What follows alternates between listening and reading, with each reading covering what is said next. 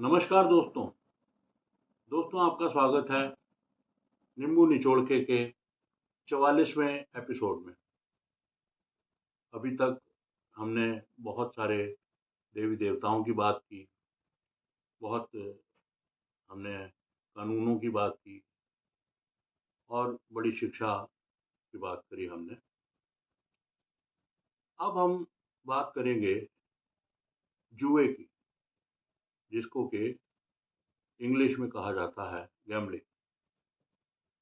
तो दोस्तों,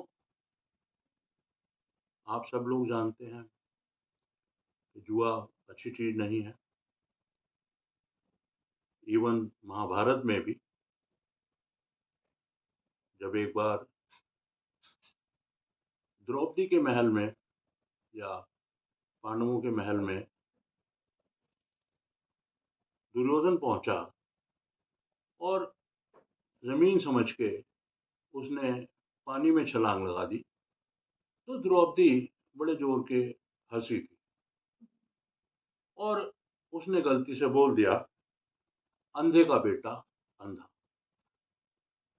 दोस्तों, आप सब जानते हो, ये सब ग्रंथ की बात है। लिखा हुआ है महाभारत में कि उसका बदला दुर्योधन ने कैसे लिया। दुर्योधन ने बड़ी जबरदस्त एक प्लानिंग करी अपने मामा शकुनी के साथ मिलकर, और जुआ खेलने के लिए अपने पिता धृतराष्ट्र के थ्रू मजबूर किया पांडवों को कि वो द्यूत क्रीड़ा, जिसको कि एक खेल की तरह माना जाता है, जो होता जुआ है, वो खेलने के लिए मजबूर किया। और क्योंकि शकुनी इतना निपुण था कि वो पासों को अपने हिसाब से मैनेज कर सकता था। उसकी इतनी महारत थी कि वो जो चाहता था उसके पासे उसी हिसाब से पढ़ते थे। और दोस्तों, एक बार द्यूत हारे, उसके बावजूद द्यूत के लिए मजबूर किया, और कभी उन्हें वनवास के लिए भेज दिया, कभी अज्ञातवास के लिए भेज दिया। बहरहाल, हम अभी बात कर रहे थे कि दुर्योधन ने जो उसको द्रौपदी ने कहा अंधे का बेटा अंधा, तो उसका बदला लेने के लिए दुर्योधन ने ये एक साजिश रची और द्यूत क्रीड़ा में पहले पांडवों से उनका सारा साम्राज्य जीत लिया। और उसके बाद उनको ये एक अवसर दिया कि अगर वो अपने आप को अगर दांव पे रख देंगे तो उनका राजपाट दे देंगे। और वो ये कह के उन्होंने उनको दासत्व में भी ले लिया। अब पांडव दास भी बन गए। उसके बावजूद दुर्योधन ने एक ऑफर उनको और दी कि अगर तुम द्रौपदी को दांव पे लगाते हो तो तुम दासत्व से भी मुक्त हो सकते हो और तुम्हें सारा राजपाट वापस भी मिल सकता है। और लालच में आके या मजबूरी में आके पांडवों ने द्रौपदी को भी दांव पे लगा दिया। और जैसे कि मैंने आपसे कहा कि छल और कपट के रहते पांडव वो दांव भी हार गए। द्रौपदी को घसीटा गया, पूरे दरबार में उसका चीरहरण करने की कोशिश की गई, और अगर प्रभु साथ ना देते तो बहुत बुरा होता। लेकिन कृष्ण भगवान आए द्रौपदी की मदद को, और उन्होंने अपना कर्ज उतारा, जो एक धागे को एक कपड़े के रूप में जब उन्होंने कृष्ण महाराज ने वध किया था, तब उनके जो उंगली पे चक्र की वजह से निशान आ गया था, चोट लग गई थी। उस पर द्रौपदी ने अपनी साड़ी फाड़कर पट्टी बांधी थी। और उस वक्त श्री कृष्ण महाराज ने कहा था कि मैं इस पट्टी के एक एक धागे का ऋण अपना समय आने पे उतारूंगा। और जब चीरहरण का वक्त आया तो प्रभु ने अपना वो वादा पूरा किया और उसका चीरहरण नहीं होने दिया। तो दोस्तों, जुआ कोई अच्छी चीज नहीं है। ये प्रभु ने अपनी लीला में भी इसको दिखाया। और जीवन का भी एक सार मेरा यही कहता है कि आज तक मैंने किसी को जुए से बनते हुए नहीं देखा, लेकिन जुए से बिगड़ते हुए मैंने बहुत ही परिवारों को, बहुत ही लोगों को देखा है। अगर आप भारत के कानूनों की बात करें, तो भारत में जुआ निषेध है। जुआ खेलना भी अपराध है और जहाँ जुआ हो रहा हो, उसको खड़े होके देखना भी अपराध माना जाता है और जो सज़ा जुआ खेलने वाले को मिलती है, वही सज़ा जुआ देखने वाले को भी मिलती है। अब दोस्तों, मुझसे ये सवाल पूछा जाता है कि क्योंकि अब आप 63 साल के हो चुके हो, तो इस उम्र के तकाज़े में आके आप क्या समझते हो कि जुआ किस किस्म का है? बेसिकली ज़िंदगी के क्या जुए हैं?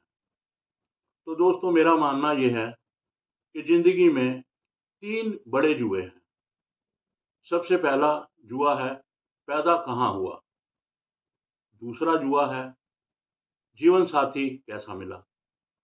और तीसरा और सबसे महत्वपूर्ण, बच्चे कैसे हुए? ये 3 जुए जो हैं, आम तौर से कोई ना कोई जुआ हर इंसान हार जाता है। जो अपने जीवन में जो इंसान इन तीनों जुओं को जीत जाए, वो धरती पर ही स्वर्ग की मज़े ले सकता है। जैसे कि मैंने पहले जुए के बारे में बोला, पैदा कहाँ हुआ? देखिए, अगर कोई इंसान किसी अमीर घर में पैदा हुआ, तो अगर उसने कोई बिज़नेस किया या कोई काम किया या कोई व्यापार किया और उसको अगर लाख 2 लाख का नुकसान हुआ, तो उसका पिता उसको अगली बार 10-20 लाख रुपए देता है। वो उस 10-20 लाख को भी बिगाड़ देता है, तब उसको उसका पिता 1 करोड़ देता है।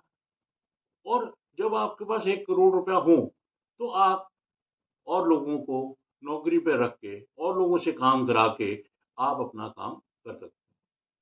लेकिन यही अगर कोई इंसान ऐसी जगह, ऐसे घर में पैदा हुआ, जहाँ पर उसके पिता के ऊपर 1% 1 लाख का एक कर्जा था। अब वो कर्जा जो है, वो सारी उम्र वो कर्जा नहीं उतार पाया। तो उसको वो सारी उम्र वो उसके ब्याज में और उसके मूल में ही उसकी निकल जाती है और वो एक तरीके से ये जुआ हारा हुआ माना जाएगा। दूसरा जुआ मैंने आपसे कहा कि जीवन साथी कैसे मिले?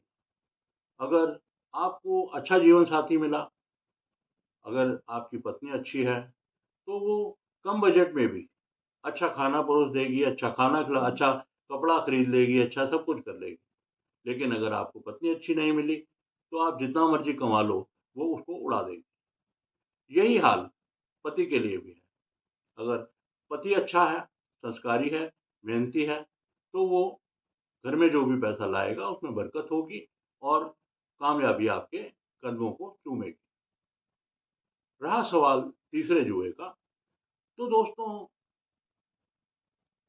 बच्चों को संस्कार जो हैं, माता का जो सिस्टम है, माता का काम जो है, वो इंसान को शरीर देना है। उसको संस्कार देने का काम पिता का होता है और जो पिता अपने बच्चों को अच्छे संस्कार देते हैं और उनकी अच्छी पढ़ाई-लिखाई कराते हैं, तो उनके बच्चे आज्ञाकारी होते हैं, कामयाब होते हैं और संस्कारी होते हैं। और वहीं अगर गलत तरीके से पैसा कमाया जाता है या अ, बच्चों के सामने माँ-बाप के साथ अच्छी ट्रीटमेंट नहीं की जाती, तो बच्चे उन्हीं संस्कारों को लेते हैं और बच्चे भी उसी गलत रास्ते पे चलते हैं जिन पे उनके माँ-बाप चल रहे होते हैं। तो दोस्तों, अगर तीसरे जुए को जीतना है, तो बच्चे को अच्छे संस्कार भी देने होंगे, उसकी पढ़ाई-लिखाई पे भी ध्यान देना पड़ेगा और जितना आप बच्चे के संस्कार अच्छे बनाएँगे, जितना आप उसको एजुकेशन अच्छी देंगे, उतना ही समय आने पे आप ये जुआ भी जीत सकते हैं। तो दोस्तों, आप मेरे विचारों से अगर सहमत हों, तो आप कमेंट बॉक्स में लिखिए और मैं फिर दोबारा एक बार जैसे हमेशा कहता हूँ, मैं आपको फिर बोल रहा हूँ कि ये चैनल जो है, ये अकेले मेरे चैनल नहीं है, ये हम सबका चैनल है। आप भी इस चैनल में हिस्सेदार बन सकते हैं। आपकी नज़र में कोई भी समस्या हो या किसी समस्या का आपके पास कोई समाधान हो, या आपके अंदर किसी किस्म का कोई हुनर हो, तो आप हमें कमेंट बॉक्स में अपना नाम, नंबर, समस्या, समस्या का समाधान, या आपके पास जो भी हुनर हो उसके बारे में और अपने बारे में लिखें, ताकि हम आपको एक अच्छा मंच देने की कोशिश करें। इसी के साथ मैं 44वें एपिसोड को समाप्त करूंगा। धन्यवाद।